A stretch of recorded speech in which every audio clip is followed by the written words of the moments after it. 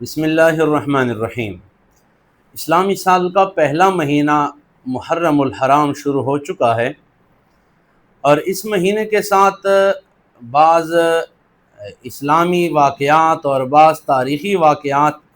وہ جڑے ہوئے ہیں۔ اس کے علاوہ بھی جناب رسول اللہ صلی اللہ علیہ وسلم کی تعلیمات کے اندر بھی اس مہینے کے کافی سارے فضائل ہمیں ملتے ہیں، اور اس مہینے میں روزہ رکھنا یہ بطور خاص جناب رسول اللہ صلی اللہ علیہ وسلم اور صحابہ کرام کا عمل رہا ہے۔ آپ علیہ السلام مکہ مکرمہ کے اندر جب ہوا کرتے تھے تو اس وقت قریش مکہ بھی محرم الحرام کے 10 تاریخ یعنی یوم عاشورہ کو روزہ رکھا کرتے تھے، اور غالباً ان کو یہ باتیں حضرت ابراہیم علیہ السلام کی ملت سے آ چکی ہوگی، اور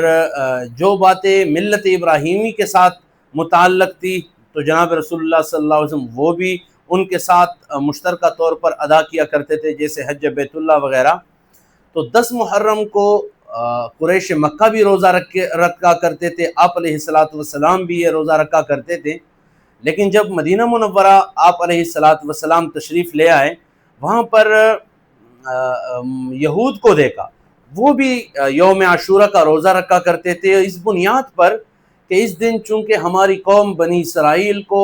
اللہ تعالیٰ نے فرعون کے مظالم سے نجات دیا، جس کے شکرانے میں حضرت موسیٰ علیہ السلام نے روزہ رکھا تھا، ہم بھی ان کی اتباع میں روزہ رکھتے ہیں۔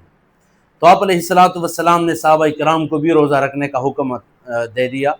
بعض صحابہ آئے، یا رسول اللہ، یہ 10 محرم کا جو دن ہے یوم عاشورہ جس پر آپ نے ہمیں روزہ رکھنے کا حکم دیا ہے، یہ دن تو یہود بڑے شوق سے، بڑے ولولے اور جذبے کے ساتھ مناتے ہیں۔ تو صحابہ کرام کے سوال کا منشا یہ تھا کہ کیا ہم بھی انہی کی طرح اس دن کو منائیں، کیونکہ روزہ اگر ہم رکھیں گے تو یہ بھی ایک طرح کا منانا ہی ہے۔ تو آپ علیہ السلام نے ان کی مشابہت سے منع کرنے کے لیے صحابہ کرام سے فرمایا کہ اگر میں آئندہ سال زندہ رہا تو میں 9 محرم کا روزہ بھی 10 محرم کے ساتھ ملا کر رکھوں گا، تاکہ یہود کے ساتھ مشابہت نہ رہے۔ اللہ اکبر۔ اب ذرا اندازہ لگا لیجئے کہ حضرات صحابہ کرام عبادات کے اندر بھی غیر مسلموں کے مشابہت سے اپنے آپ کو بچایا کرتے تھے، اور آج ہم ہیں جو عبادات تو چھوڑ لیجئے، دنیا کے طرز و طریقہ، رہن سہن، اٹھک بیٹھک، بول چال، ان تمام چیزوں میں ہم غیروں کے پیچھے لگے ہوئے ہیں اور ان کے طرز و طریقے اپنائے ہوئے ہیں۔ خیر بہرحال، تو ایک حدیث پاک میں آتا ہے کہ حضرت عبداللہ ابن عباس رضی اللہ تعالیٰ عنہ فرماتے ہیں کہ جناب رسول اللہ صلی اللہ علیہ وسلم محرم الحرام کے اندر جتنا اہتمام کے ساتھ روزہ رکھا کرتے تھے، اتنا کسی اور مہینے میں رمضان کے علاوہ آپ علیہ السلام نے اہتمام سے روزہ نہیں رکھا،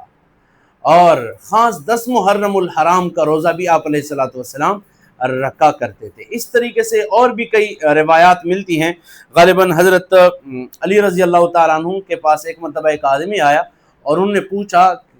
کہ امیر المومنین، اگر میں رمضان کے علاوہ کسی اور مہینے کے اندر روزہ رکھنا چاہوں تو کون سا مہینہ بہتر رہے گا؟ حضرت علی کرم اللہ وجہہ نے ارشاد فرمایا کہ سیم یہی سوال ایک دفعہ آپ علیہ السلام سے ایک آدمی نے کیا، اور میں اس وقت اس دربار میں موجود تھا، آپ علیہ السلام کی مجلس میں موجود تھا۔ تو آپ علیہ السلام نے اس آدمی کو یہ جواب عطا فرمایا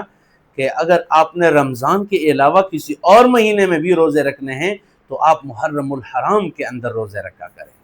اس سے محرم الحرام کی فضیلت ظاہر ہوتی ہے کہ اس مہینے کی کتنی فضیلت ہے۔ بلکہ ایک حدیث کے اندر تو غالباً ترمذی شریف کی روایت ہے، محرم کے مہینے کو شہر اللہ کہا گیا ہے، اللہ کا مہینہ، تو اس اعتبار سے بھی محرم کو فضیلت حاصل ہے۔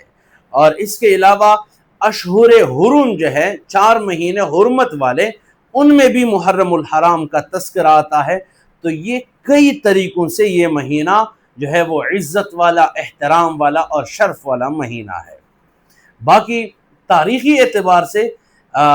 محرم الحرام کے 10 تاریخ یعنی یوم عاشورہ کے ساتھ کون کون سے واقعات جڑے ہیں، اگلی ویڈیو کے اندر انشاءاللہ وہ تمام تر واقعات اس کی طرف اشارہ بھی کیا جائے گا کہ کون کون سے واقعات وہ محرم الحرام کی 10 تاریخ کے ساتھ جڑے ہوئے ہیں۔ انتظار کیجئے، اگلے ویڈیو کے اندر اس کی تمام تر تفصیلات بھی آ جائے گی۔